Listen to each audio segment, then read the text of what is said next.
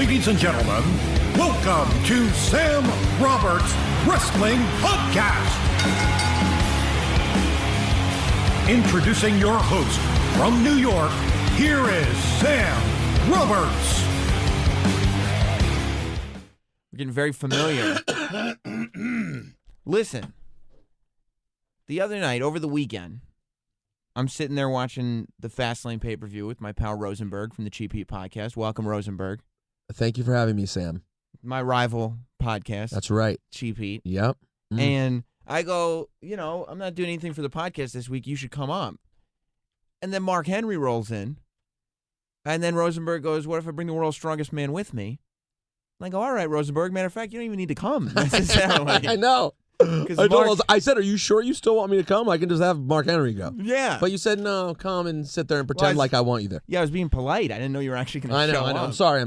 Well, it's cool. Like I said, I found that you have internet here, so now you can talk to Mark freely, and I can... Perfect. I can hang out and chime in occasionally. Yeah. Whenever I get something and then wrong. I can tweet. And then if I talk, Mark, you can tweet. And I do want to say that everyone should subscribe. If you enjoy the Sam Roberts Show, Wrestling Podcast. If you enjoy professional broadcaster Sam Roberts. Why don't you wait and do something before you plug your shit? Like, give them a reason to listen to it. My shit's awesome, bro. Yeah, but they already know.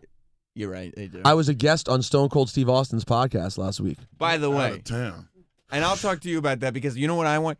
I don't know if you know this, Mark Henry, but Rosenberg, and we're not going to talk about Rosenberg very much, but Rosenberg told me a while back he didn't even watch WWE during the Attitude Era. He's right.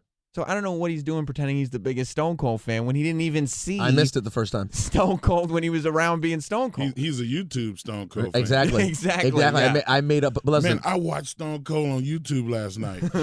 yeah, he's brand new to me. I'm a fan right now. I drink beer now because of Stone Cold. That's it. You're a $9.99 Stone Cold fan. Oh, how dare you? Yeah. No, you're right. But listen, you were going to do his podcast before me, really, and then ended up getting flubbed. Right. And then I came in and stole it. It's true. And now I'm true. like the first of us Marks to get interviewed by. So, but you've pulled a lot of great things. Technically, am I Mark too?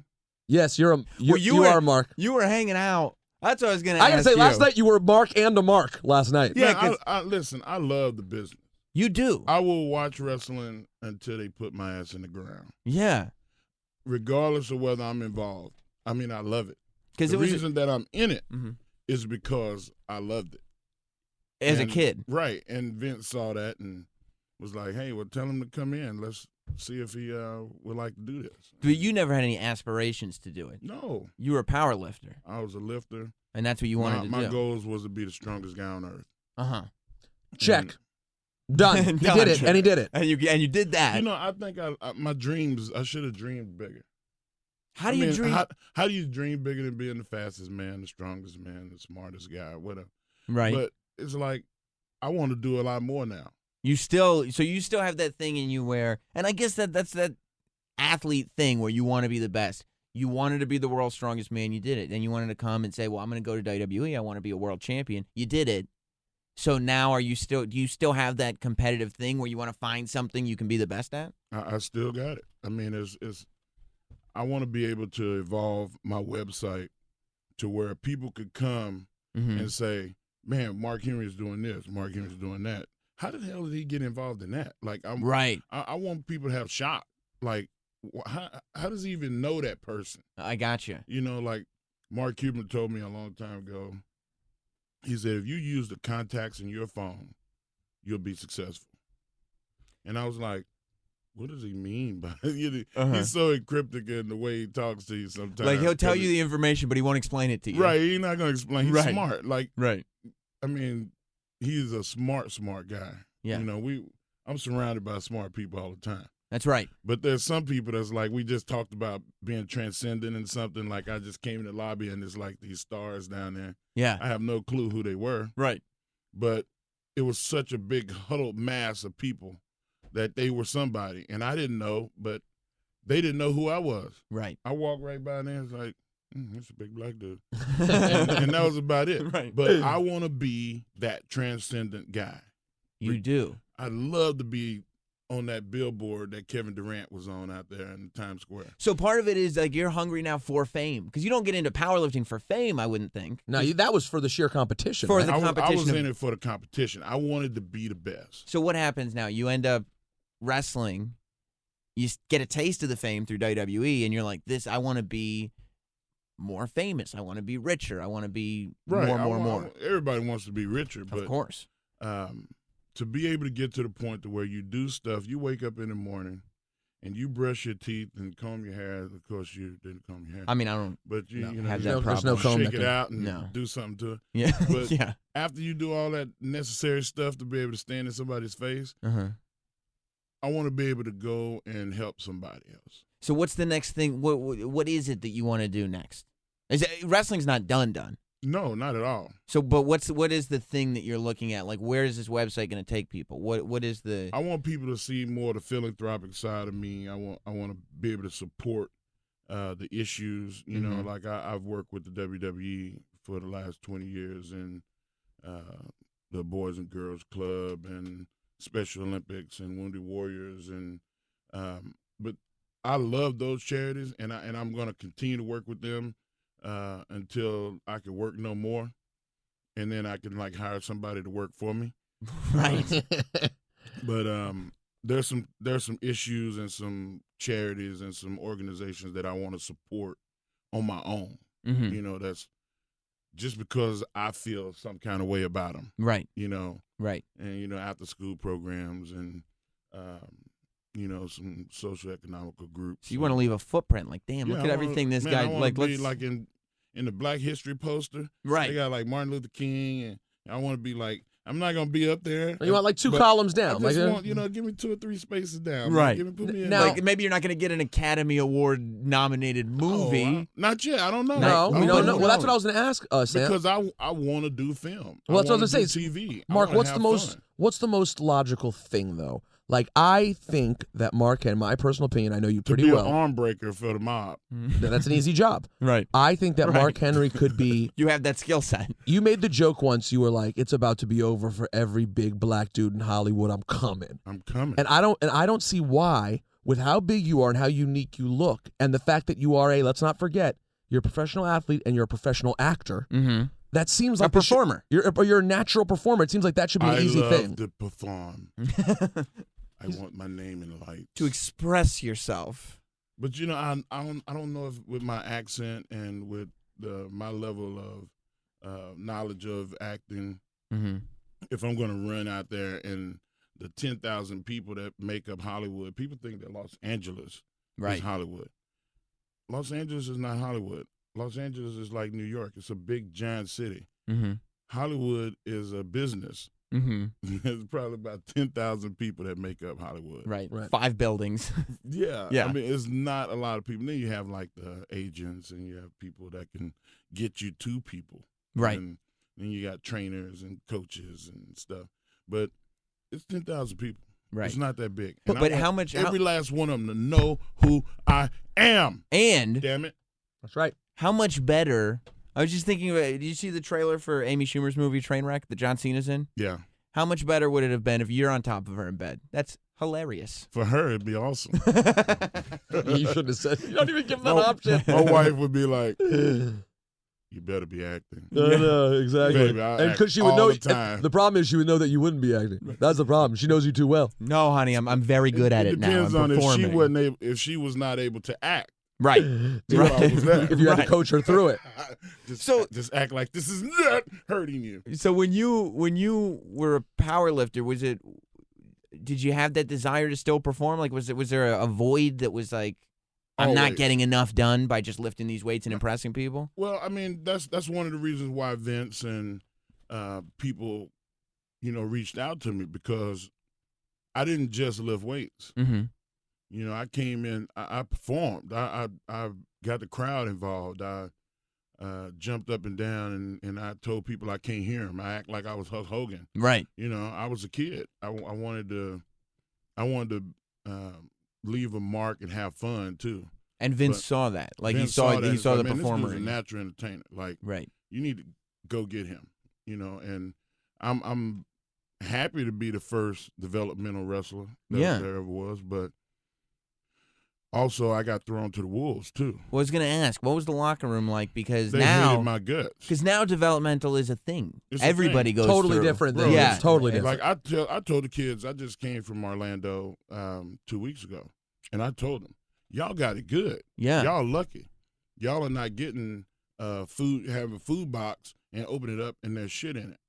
Y'all is that human shit? Yes. Human shit, nice. Did you ever find out whose it was? No. Why'd X-Pac do that? Of course Exactly. I would never find out. I ended up in Canada for threatening people, and so that's it's really it's a lot of things that went on that's just never talked about. When I write my book, I'll put it in the book. But, right, that's smart. Don't give it away for free on a podcast. If I say a lot of the stuff that happened to me in my career, people be like, "No way." So what? I'll feed you one, Sam. Yeah, Sorry. feed me one. Please do. Because the reason he went to Canada was because he was threatening Shawn.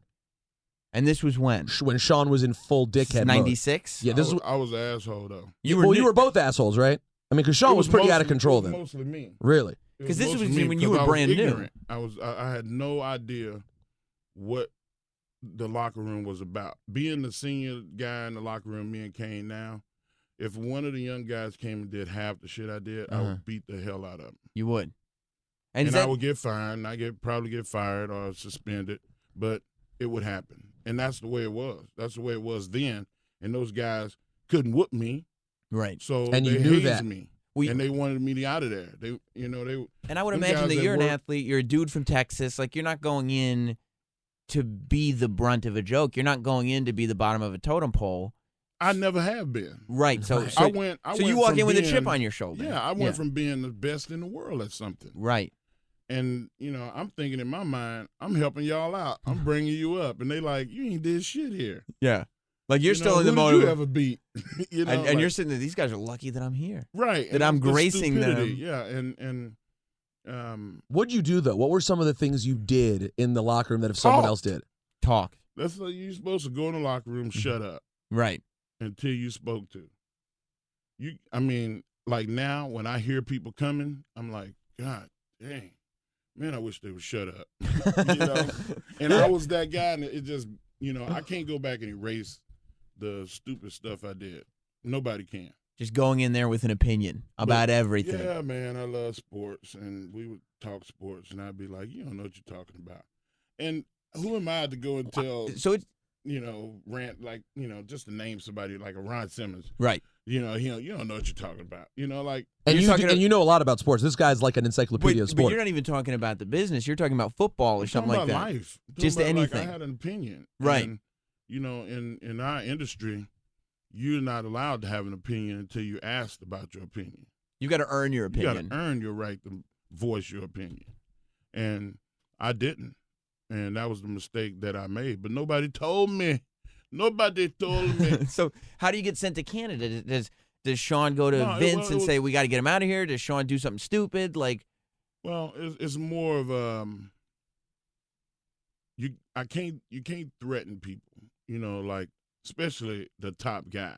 Yeah, that would be a problem. You gotta be a moron, which I was a moron, to threaten them. It was like some hiding my crutches because my ankle was broken and I was healing up, and I just didn't take kindly to the ribbon. Mm-hmm. And that was something that had never happened to me before. Nobody never messed with me because they knew my reputation. Right. And I wasn't Mike Tyson or nobody, but I put a few people on the ground. And you don't even need people to know your reputation. They can look at you and say, that man obviously has the ability. But see, in wrestling, you want to entertain the locker room too.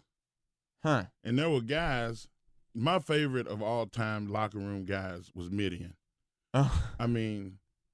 I remember he was taking a nap one time on the floor in the locker room, and he acted like he was going to get up, and he put his hand up like he was selling somebody hitting him in the face or something, and then he lay down and went legit back to sleep.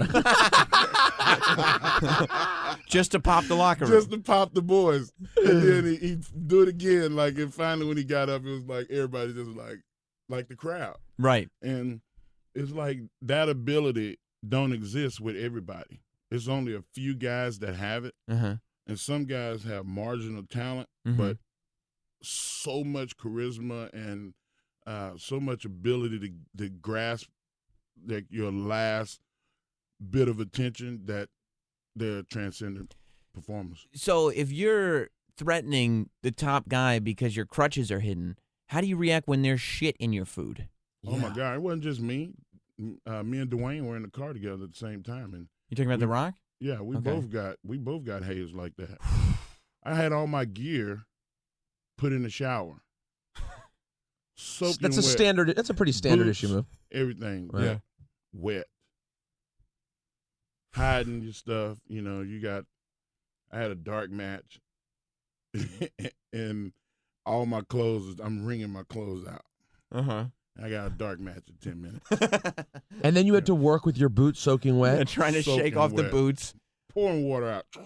So then, do you and Rock have to kind of sit there and be each guard other's each other. brothers? Yeah. Like, yeah, we both are literally, we have to eat Yeah. shit right now. There's shit in our food. We kind of just got to put up with this. Right. You just got to put up with it. The ribbon never stopped. Did he I was get about- it more? Oh, sorry, Sam. No, you go ahead. Did he get it more because of his family? No. Like he also didn't get it. No, we both. No, he got it. He understood. Right. He didn't get the ribbon as much as I did. But he understood it But better. he understood the game, and he used to say, "Mark, don't sell it. Don't react. And I'm like, Oh, they're gonna make it somewhere. You have to "I'm gonna no choke sell the it. shit out." Yeah. I'm very transparent. Yeah, you're the worst. Yeah. You're super transparent. If I'm upset, everybody in the world know I'm upset. I saw you the other night when we were watching Payback. It was, Fastlane. Fastlane.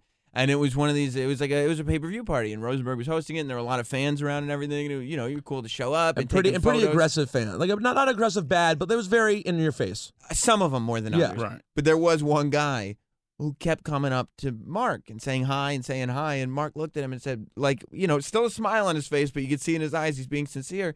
He said, "If we shake hands one more time, we'll be holding them all night." I shook your hand. I shook your As hand. a rib, I would have held his damn hand until I left. Yeah. And I'd have squeezed every now and then just to let him know I still remember you. Well, I've seen you do that before, though. Like you're very honest about calling people out if they're doing something that's kind of starting to make you uncomfortable. Right. Yeah. And you're also big on not being. You know that you're famous. I think you're one of my favorite. The way you handle celebrity, I think, is the best of just about anybody I know. You really enjoy it, and you're really gregarious with people. But when people treat you like you're an object for their affection, like entertainment, Right. you don't take to that very well. I am not Richard Pryor in the toy. Right. Right. I'm not that. Right. You're not there for amusement. No, I'm there because I mean, like a lot of people wouldn't do what I did. Right. They wouldn't go there because they know what they would be walking into. Right. I know what I'm walking into. And I'm gonna shake everybody's hand. I'm gonna say hi.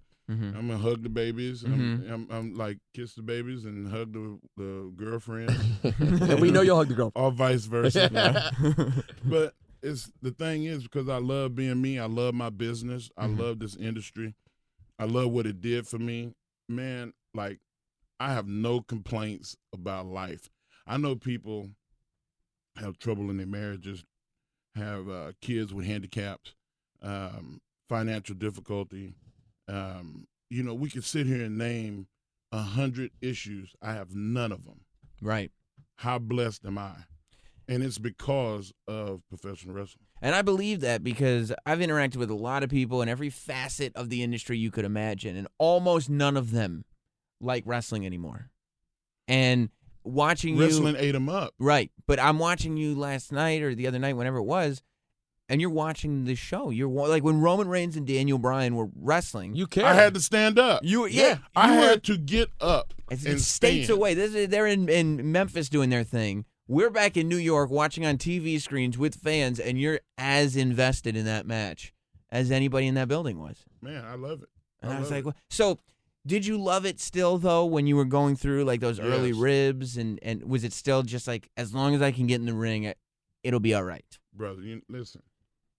I remember a time the Undertaker Mm-hmm. was walking down the hallway to go to the ring, and I'm in the back. I'm an actual talent. I'm in gear, And I sat there and just shook my head like, that's the damn Undertaker. Right. I'm just tracing him. Just I couldn't believe it. And you're supposed to be where you are. Like you're supposed to be there. I'm supposed to be here. You work there. I don't have a credential. I'm on the billboard. Right. They're just if you're not that, I told the guys in Orlando at the Performance Center, mm-hmm. if you can't put yourself in a place where you can humble yourself to the point to where I still watch wrestling and I act like my son. Right. My son, I'm Cody Rhodes. And he's throwing punches at curtains and he's unbelievable. Just this kid's an encyclopedia. Craziness. I'm still the same way. And then like my wife would be like, Mark, tell Jacob to stop falling on the floor. And I told him, Jacob, stop taking bumps. You only got so many of those. Yeah, don't waste your bumps. Yeah.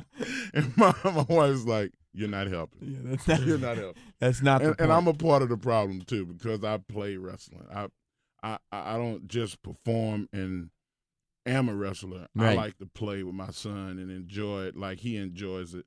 And it's awesome. Well, I mean, and I think that's the way, you should be if you can. Like, I try to be as motivated as I can be by what would I have thought was cool when I was 13. Like, if I was 13 and looking at myself now, would then I should do that. If I would have thought that was cool, right. I should go do that. If you turn it down, I know this conversation you have in your head because it's the same ones I have because of our schedule. Right. So at night, if there's something you want to skip because you're just tired, but you think, man, if I had gotten the chance to do that, I would have never thought I'm going to skip it because I'm tired. Right. I got to go do it. Got to do it. You have to. Yeah. So how long were you in Canada for?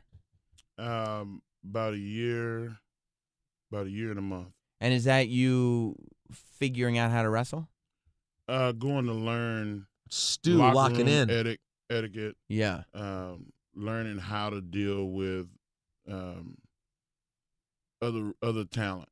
And when you're up there, are you going? I met Andrew Martin up there. Uh-huh. Rodney Blackbeard, who was trained by Bad News Brown, mm-hmm. and got to meet Bad News before I went to Canada, and just got trained by Leo Burke. Everything was like a blessing in disguise. Bret Hart, I was at Bret Hart's house. Oh wow! And he was eating cat shit off the table. Some days I would go over to Stu's and go in the dungeon, and you'll see guys like Jericho up there, and, mm-hmm. People like Fake Razor, Rick Titan. Right. So when you're up there though, probably who will not be in my book and some great stories. Who, Fake Razor? Yeah, I wanted to kill him. I've always wanted. The law allows him to walk the earth, and it's only the law. That's all I'm gonna say about that. He's got to tell the book. My Forrest Gump. That's all I have to say about that. You tell him to thank God that he lives in the United States of America because there are countries. He is a lucky guy. I can't wait to read it. When you were up there, at least at first, maybe, were you sitting there thinking to yourself, "I'm like the best at what I do over here. I didn't sign with WWE to be sent to Canada to learn this thing. I should be on TV right now." No, because Brett and Owen had got in my head by then. Excuse me. Those are the two people that I really, really liked because they ribbed me, but it was like, hey, Mark, we're gonna go out to eat. If you want to go eat with us, just meet us at 6:00. And I would get there at 6:00, and dinner wasn't until 8. Like bastard. Like light I've ribbon. been here for 2 hours waiting on you. But it was but it humbled. Did I tell you 6:00? Oh, I'm sorry. Every time. That's Owen. Right. Like, who better to teach you than Owen too? I mean, he's the rib master. He was the rib master, and I rib a little bit, but it's play. Right. What do you do? What's a rib you would use now on one of the younger guys? Is there anything something you comes like that? I'd tell him to come out early or something like that. Nothing that's gonna hurt you, physically hurt you, or psychologically scar you, like some of the stuff that happened to me. What did you think of when you came back to TV, you started Nation, Sexual Chocolate, this whole thing? When you started being used for comedy, were you cool with that? I was. You were. But there were people that was like, hey man, you shouldn't be cool with that. And I'm like, why not? It's entertainment. You know, like I'm trying to. So you got entertain. that. I got it. I always did. But there was some people that was they were like, man, you a big dude. When I look in, Eddie Guerrero, God rest his soul. Eddie said, do you see what I see in the mirror? He was like, if I was you, I would be dead or in jail. And I was like, okay, Eddie, it's pretty heavy, But he was trying to tell me, you're not acting like we see you. Mm-hmm. And I wish more than anything that he would have been able to see the Hall of Pain era. Well, that's what I was going to ask. That's what he wanted from the beginning. Yeah. But the reason that people love my career is the evolution and where it came to and where it's come to. Mm-hmm. And, man, I almost talked about myself in the past tense. That was scary. Yeah. But, it's like I understood, but I was having fun. Right. Like a lot of people would sacrifice the fun to do something what everybody else wanted them to do. I've never been that guy. It's all about fun. I mean, I guess it's going back to what we were talking about. Do you look at me and think that I could not have been a great football player? I was a pretty good football player. Uh-huh. I mean, you were on the Cowboys practice squad with Troy Aikman. I mean, when I met... I got to put him over, sir. I mean, I would imagine not a lot's getting by you. Not Jerry Jones. When I met Barry Switzer the first time, he came to my house to recruit me and my brother. And my brother ended up going to A&M, but he would always call every now and then, how's that young boy? I mean, and that was something that I loved. So in 95, I was like, man, am I wasting it? Should I go back and play football? And then around that time, Vince called. So it was like, should I go to Connecticut? My man, Terry Todd, who pretty much managed me, he said, I think you should go up there and meet him. Did Vince give you a lot of money right up front? No.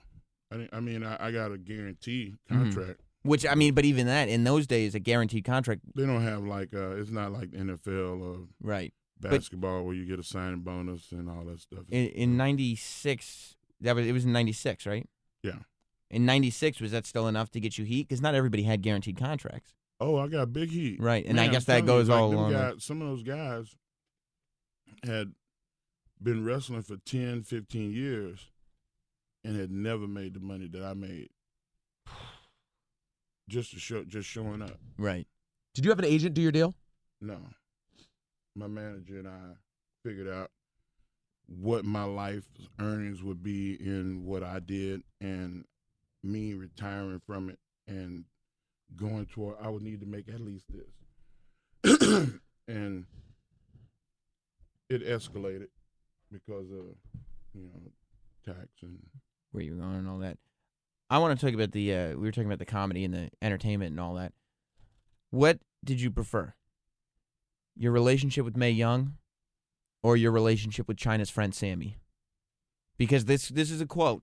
There's a few like sound bites that just ring in my head from the time I was a kid. Sweet Jesus, he's got a penis. That's it. And you don't know. Nope. You're a YouTube fan. Don't even know that line. That? No, Sweet Jesus got a penis. I was imagine this. Picture this, if you will, Mark Henry. To be in high school and you're just watching TV and to see a guy that looks like Mark Henry going, sweet Jesus, she got a penis. She got a penis. I mean, it was the greatest thing I'd ever seen at that moment. So for me, that's my favorite of that era Mark Henry moment. Wow. That or Mae Young, if you had to choose. I think Mae Young. You like Mae Young, giving birth to the hand and... Still to this day, the funniest moment of my life was being me, Vince, Gerald Briscoe, Pat Patterson at the birthing of the hand with Mae. How does that get pitched? Listen, I don't know. Still to this day, it's all a blur. But if you look at that video, you go back and look at that, the whole time I am in complete pain laughing. Yeah. because I'm looking at Gerald Briscoe, who has a very weak stomach. You can say, Right. "Oh my God, I think I see maggots," and Gerald Briscoe, stop, Mark, stop, don't do that. Like, and it was so funny to watch him because if you see him, he hurls, And it's real. and it's real. It is real, and I'm laughing, and I can't breathe, and I'm asking Vince, why? And he's laughing, and just like everything with Mae, God rest his, was awesome. The Valentine's Day, us in the hotel, and Yeah. Mae Young in her smoking red little. she in a camisole, like people don't even wear camisoles. No. And, she's got a cigar in bed and stuff. And, Yeah. I mean, just like, man, we had so much fun. Was it when she passed away? Boy, that hurt. And I was going to say, it had to be so different for you than the rest of the locker room. Oh my Man. God. Yeah, I mean, you talk about You guys- performing with somebody. You guys really worked together. Yeah, that was hard. It was hard. I couldn't even go to the funeral. I couldn't. I mean, I went to Owens, and it almost killed me. I just could not do that again. And my wife was like, "You got to go," and I was like, "Can't do it. I'll break down and have to end up in the hospital." Man. And and it's rare that someone is so, a lot of times when someone's really old and they pass away, people are like, oh, well, it's old. They were old, though. They had a good run. But obviously. It didn't, see, that with her, it didn't matter that she was old. Right. Well, I mean, I've talked to Bubba Ray Dudley was up here a while back, and he was talking about his stories with Mae Young and how she was ageless. She would say, hit me as hard as you're going to hit them. Yeah. Listen, they gave her a power bomb through the table Yeah. to the floor. Yeah. We got guys now that would not do that. Couldn't do it. It'd Right. Put them in the hospital. Right. And Mae Young gets up and walks And out. gets up and walks out. Not carried out. I think she even told him at some point when they were working on those things, she was like, no, you can do it harder than that. You're protecting me too much. Yes. It's not going to look real enough. Yes. Just, man. So how is it She was special. to go from like situations where you have that stuff going on, whether it's Sammi or Mae Young stuff or all this stuff, to the era that we're kind of in now, which is PG. Like, as a performer, you're one of the few guys that made that transition. It's kind of you, Kane, and Big Show that got to see that era and this era fully. What is it like to perform now as opposed to then?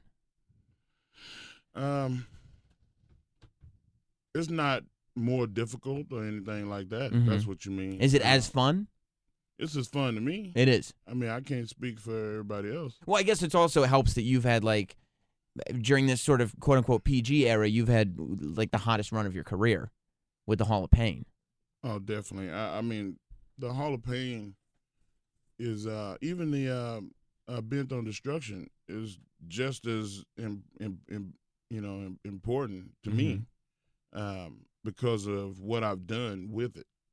And people say that you're only as good as your last match. Mm-hmm. I haven't had a lot of bad matches. Yeah. Did you ever? Because I want to go and I want to be remembered every time if it is my last time. Because you don't know. I'm not out there just to collect a check. Right. I mean, I'm not going to say you don't have to pay me. I'll do it for free. Yeah.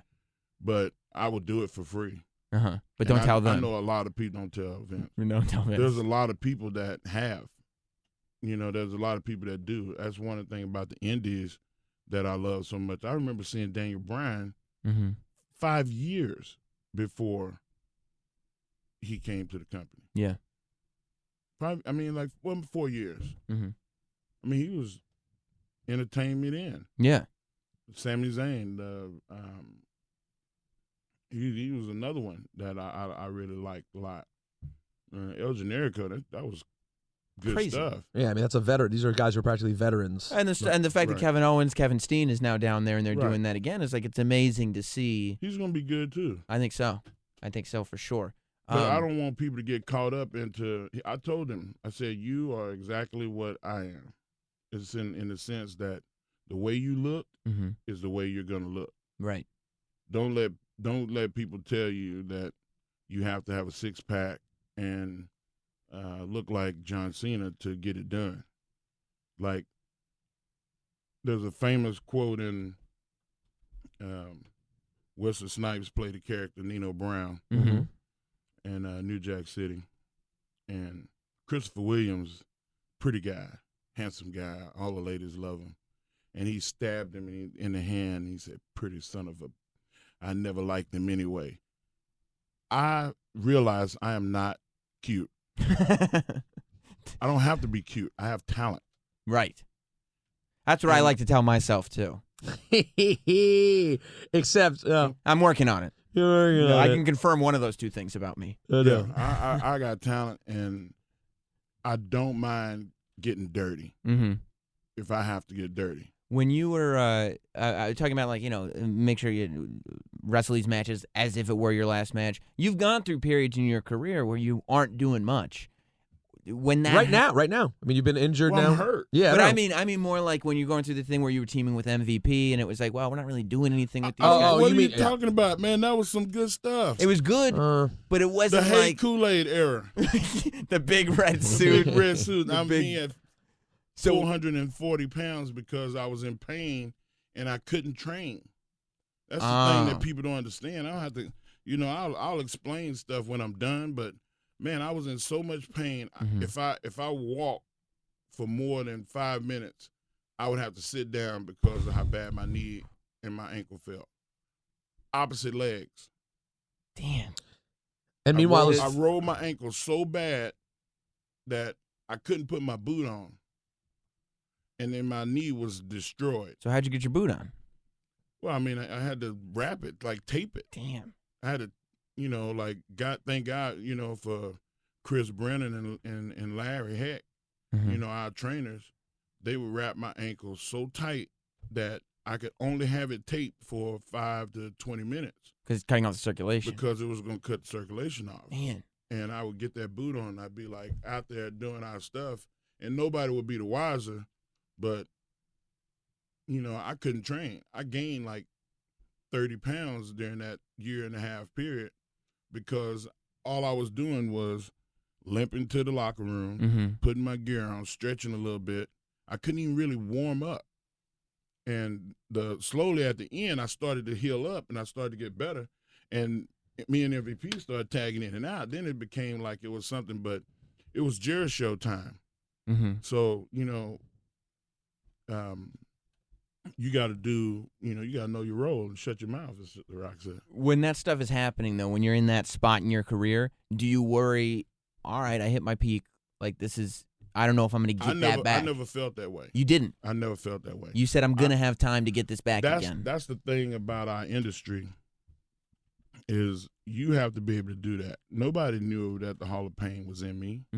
Nobody knew that the Bent on Destruction was in me. It was there. It just, had to be brought out. And I enjoyed everything that was before that, but it was harder for me because I've lived my life kind of by the credo, don't make waves when the water's smooth. And the Hall of Pain leading up into that, there was a lot of frustration and angst, and it started to show in my work. And they were like, "Man, you look like a killer right now."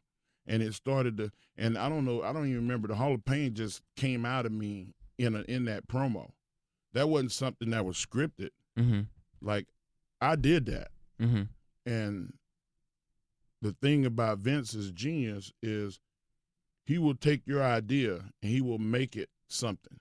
You can't do it on your own. Right.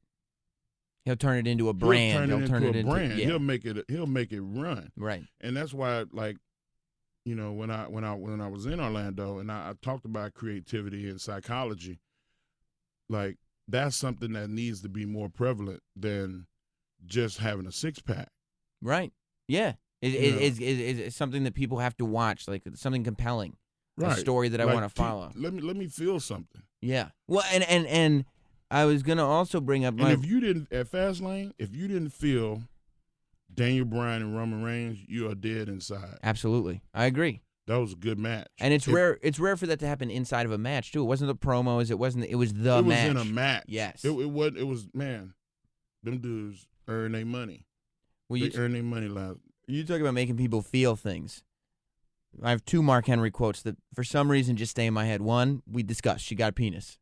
2 is I know what this is. I still got a lot left in the tank. Classic. Because you talk about a moment where you made people feel stuff. And this was going on at a time on TV where, like, me, as somebody who's been watching for 25, 30 years, since I was a baby, I give myself credit for when I was, like, born. You should. But me, who's been watching as long as I've been watching, nonstop Rosenberg. I get it. Nonstop. I'm kind of very impressive. There are moments where I get jaded, and I'm watching TV going like, yeah, I'd say I know what the show is. I watch the show every week, but the show is the show. Stale to you sometimes. Exactly. And then for you to come on, except when I'm out, and do the fake retirement into leading up to this John Cena thing, was that among the favorite things you've ever done in your career? Oh, definitely. It was. It definitely was. Like during that time, I was in some pain then. Mm-hmm. I was coming off this, and I started to feel good again. And I was like, "Wow, man, I think maybe it's time to hang it up." And I legit, thought, this is it. Me being out here hurting now, I feel good. Is this what feeling good feels like? Oh my God! I think I'm gonna just call it a game, call it a career. Right. And it got to the point to where everybody I knew felt that way. I mean, they didn't feel that way that I should retire. People were like, "Man, you don't need to retire. Like, cut it out. You're not gonna retire." Like, yes, I am. And it was, I've known Peter for close to 7 years now. Something like that. 5 years. 5 years. 5 years. And when that time came, didn't you could look at me in my face and tell that I was done. Yeah, I mean, I thought I was pretty sure the end was very near. I didn't think you were going to sign again. Right. I didn't know that you'd then have the last run that you've had. I wasn't sure. I'm never sure with you though, because I think just like everyone else who loves it, you can't let this go. Like, it's very hard for you to let go of this. Yeah, it's hard, man. It's real hard. But during that time, if you looked on the internet, it was Mark Henry's done and this, right, that, and the other, and all of social media and the people in entertainment that are wrestling, they were like convinced, like it was over. So that was me in my soul. I didn't need. I'm hardly scripted. Right. I like to do my own thing. The brain trust in our company, I love working with those guys, but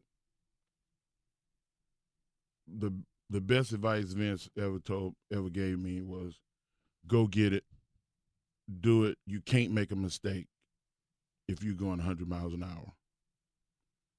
And that's the way I approach it. When I go to the ring, I cease to be Mark Henry and I become wrestling. I am in the embodiment of wrestling and sports entertainment walking to the ring. It's real. Mm-hmm. It's real you to me, believe damn it. It's still real to me. It's still real to me. I try to tell people it's still real to me too. I know. And that's why people say, "Oh, wrestling's fake." Why it pisses me off, because I am emotionally invested every step, every breath I take. And when I get there, I say what's on my mind, and that's the kind of stuff that comes out. Yeah. Welcome to the Hall of Pain. I got a lot left in the tank, and so on, and so on. And that I got a lot left in the tank. You're not talking to John Cena. You're talking to everybody who's out there saying he's done. But does it then frustrate you, though, the way it kind of can frustrate us as fans? You have that amazing promo. Then you followed up with a hell of a match on the pay-per-view at the Barclays, and then it's over. Yeah, and then they didn't do. We thought you had 3 pay-per-views with Cena or something. I was going to ask the same thing. Were you disappointed it wasn't a run? It was a single match, and that's that. Like, you'd think build, it was the strongest build to a match in a long time. Right. A lot of the reason that I've had an 18-year career and I wasn't a spot wrestler for one period or a little bit is I know when to interject and I know when to step back. Mm-hmm. It wasn't about me. Mm-hmm. I love our fans, but our fans are not the ones that are producing an epic television show over a long period of time with 75 talent. 75. Mm-hmm. And there's probably another 15 that could do it. They're just not completely ready. Mm-hmm. So, who am I to stymie everybody else? I had a great run, and I got not to be funny, but I still got a lot left. So you're not done, not by a long shot. I'm not done at all. Until somebody can consistently beat my ass, I'm still here. In other words, until it doesn't look like you believable. I don't want to be the guy that comes back and I can't do this, I can't do that, I can't do this, and I'm just another big guy out there in tight clothes. Right. If I ever feel that way, or one of my people that I trust their judgment says, "Man, you looking like an old dude out there," done. Well, listen, I got a lot left in the tank myself, but I'm gonna have to let you go. You got things to do. We all got stuff to do. But dude, I could talk to you for another 2-3 hours easy. You're one of the guys that's seen it all and done it all. Appreciate you being here, Mark. Oh man, and you're awesome. I mean, Rosenberg, way to come through, pal. Oh, I deliver. That's certainly what I do. That's what I do. You know how much he just paid me to do that? What a way. And by the way, for those I'm finna collect. I hope he got his checkbook. I got it. You were tell me, you were at Peter Rosenberg's wedding. Is that right? Yeah. Fact. My God, you too. My first, it's like a modern day odd couple. Wedding. By the way, I do want this to happen though, and I want WWE to listen to me on this. Okay, they need programming for their network. Don't start getting heat here on this podcast. I'm not going to start already because everywhere he goes, he's a heat seeker. I'm not going to attack anyone. I'm just saying when Mark does decide that he's into the last 6 months or a year, if he can ever make that hard decision, like this is it, the network needs to take cameras to his house in Austin with his beautiful family and follow what it's like to have your last 6 months in the WWE. I think that would be compelling television. And your family is so charming. His children are so adorable. His son is so obsessed. His son, who no matter what they do, is going to be a wrestler one day. I mean, I want Jacob to be able to do whatever he can. But the kid it's in him. It's like you can see it the second you see him. You see him shaking his head. Yeah. It's undeniable. I just think that would make fantastic TV. You talk about the kids, and I know that we're well past time. My daughter loves Diana Ross. Loves her. Bought her tickets to go see Diana Ross the other day. And, brother, out of all of 6,000 people, who did Diana Ross pull on the stage?